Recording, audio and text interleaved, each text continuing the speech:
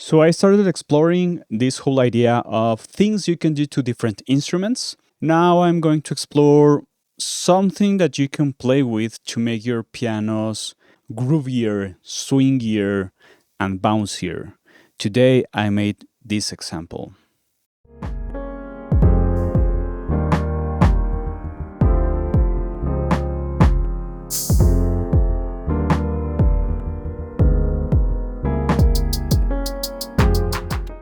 My original piano is this one.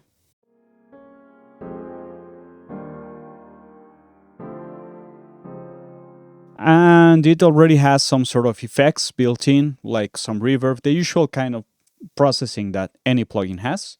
So I thought of some new ways to start giving some extra layering to this. So the most common idea to go with is to add simply some reverb to it, and I'm using Lexicon 2 by Tukan.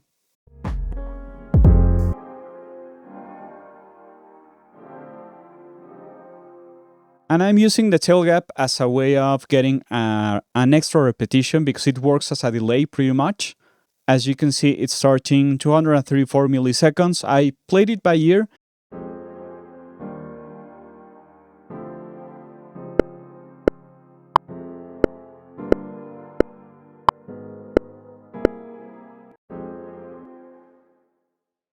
And more or less at the tempo of my session, this is somewhere between the 16th note and the 8th dotted note. It's probably closer to the 8th triplet, right? First repetition of the reverb is happening more or less in the triplet of an 8th note.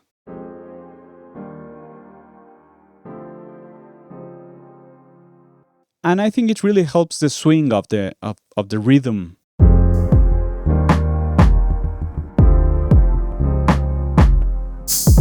So one of the things that you can do is set up the delay of any reverb to give it an extra repetition or an extra bounce. If you're handling some really precise timing, sticking to quarter notes, half, eighth notes and such, what will happen is the delay or the decay of each repetition will simply match and you won't feel that extra bounce. If you start doing some dotted notes, you will start feeling that bounce, and if you're going into triplet terrain, it's going to feel a lot harder.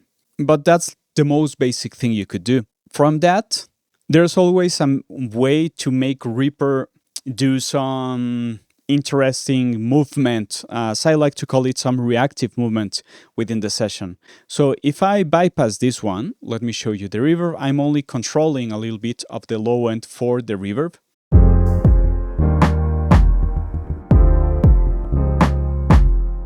And since it's really, really close, because I have pretty much no pre-delay time whatsoever, it will probably draw the piano towards the back, and I will have to bring it up again somehow. So one of the things that you can try and do is to separate the reverb from the original signal, that's the original piano, and this time I'm doing it with this gain control. This is different, or it's close enough to side chaining, but it's not precisely side chaining. It's the concept, but it's not the same way of doing it. I'm using the Leafpack volume that you can find on the Reapack, and what I did was, remember that you can just add any plugin, touch any parameter, select parameter, go into parameter modulation link, and you can add an LFO, a link from your MIDI controller, so you can handle it from your MIDI controller, or you can get some audio control signal.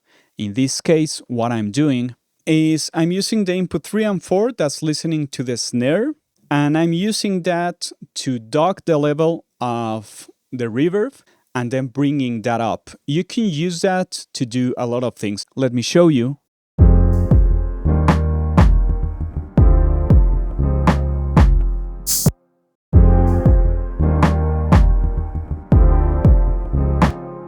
For example, if I place the attack all the way down to 0 and I'm only using some early reflections from the reverb, this will bring the first reflections of the wall towards the front, and I'm not getting any of the extra decay time of the room, of the diffuse sound of the room. So you can use this to add some extra brightness to the first part of the sound. I'm pushing it a little bit back, so I don't have that because I'm using a plate, and you don't have these early reflections versus diffuse time as any reverb on a room would have. Remember to play a little bit with the minimum volume so it triggers whenever you need it to trigger, and play around with this as an envelope shaper of your reverb.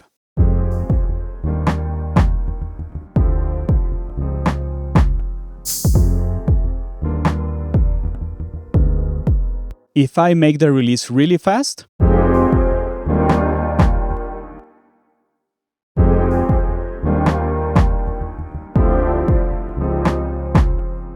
if I make it slower,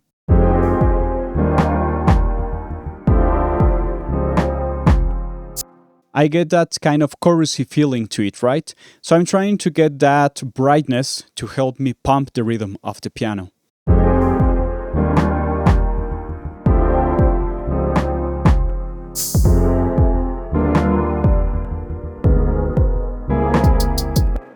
And remember that you can change the relationship of the movement using the direction as negative. This way it will go down whenever it hits.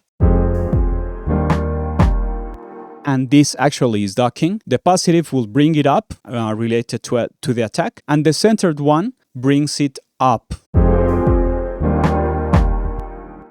So there are different ways to move one single parameter. Remember to explore these ones and get some creative processing there. Option number 3, you can add some compression to get some extra groove playing with your attack and release times. I'm only using tube compressors because they usually react better. Even though they can go really hard on the transient of my source, I can get a much softer release of the compression itself. So I just want to add this as some sort of parallel feeling to the actual reverb. What I'm doing here is I'm routing the piano into four different tube compressors, and we will listen to those results. Remember that for you to be able to listen properly and get some critical listening skills, you can use the normalize items and just render them and try to compare what's happening one with another. Otherwise, level will affect whatever you're listening to. We will listen to 4 different ways of compressing the piano. So we add some extra groove and pump into it. That's really intentional. And I can always manage the relationship on how hard I want it to stop on the transient of the piano. And I'm really interested on you to try and listen how the release is giving different timbre characteristics to the sound itself. First, we will listen to the 4 of them. I will then give you some small notes on what to listen for. I will play them again, and we will keep on moving. First, Come to by Arturia.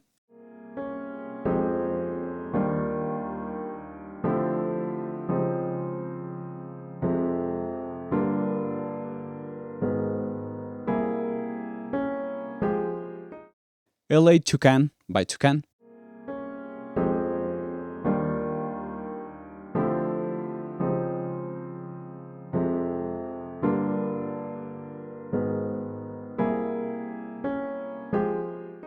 True Dynamics by Kazrock.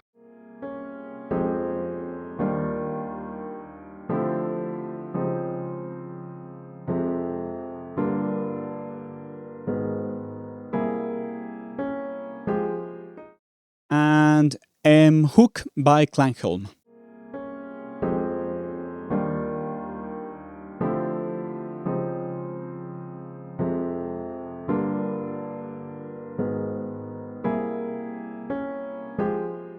Okay, so one of the things that I want you to listen to again on this second playback is there's some mid-range from 900 to 2K that's releasing in a really specific way. It's changing the level in a very specific way. The lowest part of the piano is not making it react as much on all of them because I'm using some sidechain filtering on most of the plugins, but I do hear a way of that pumping in the mid-range. So let's listen to that again. Come to first.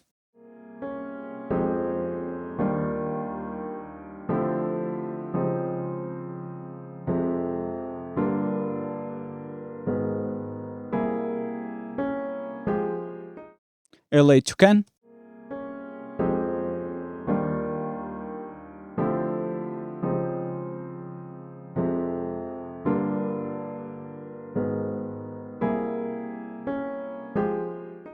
True Dynamics by Kazrock.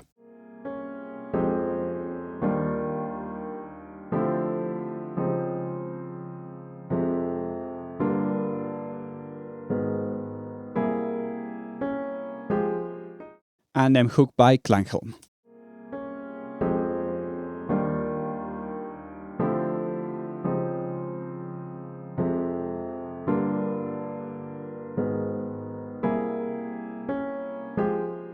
Okay, so if I'm adding this to the main piano as a way of some parallel dynamic processing, I'm going to make the True Dynamics the one because I think it really holds the attack in a very specific way. And I'm going to show you how it adds something to it. I will just start muting and unmuting every single version, just 1 bar of each, maybe 2 bars of each, so we don't lose too much time on this part of the example. In the same order, CompTube, LA Tukan, True Dynamics, and M-Hook, right?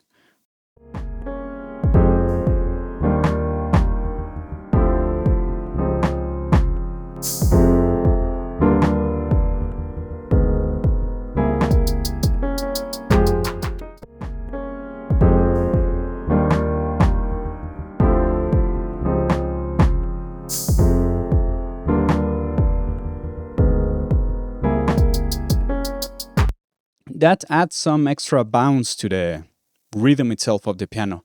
Another interesting thing is that you can then use that as a send towards the reverb without the envelope shaping thing that we did earlier and listen to that extra bounce.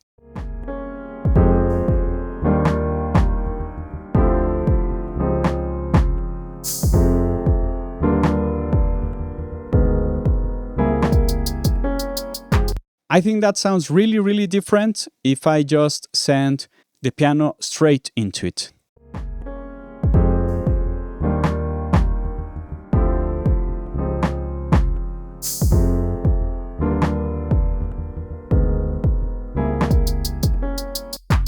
I think it's a whole different feel to it.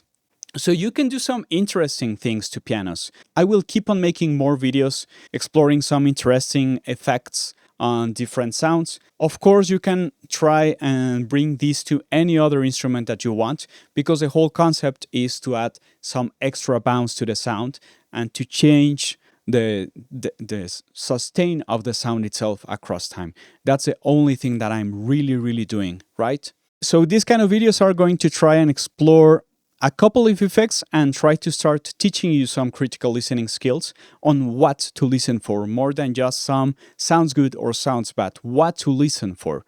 Just taking that same idea that Isotope made with the Are You Listening series, I think that's a really important thing to develop if you're trying to make it more on this side of the desk, instead of just playing your instrument and more or less knowing your workflow around your DAW. I will always link in the description of this video more videos related that you can go watch. And if you like these kind of videos, be sure to comment, like, and subscribe, and do all of those things that people on YouTube say. Straight from Mexico City, my name is Juanchis, and thanks for listening.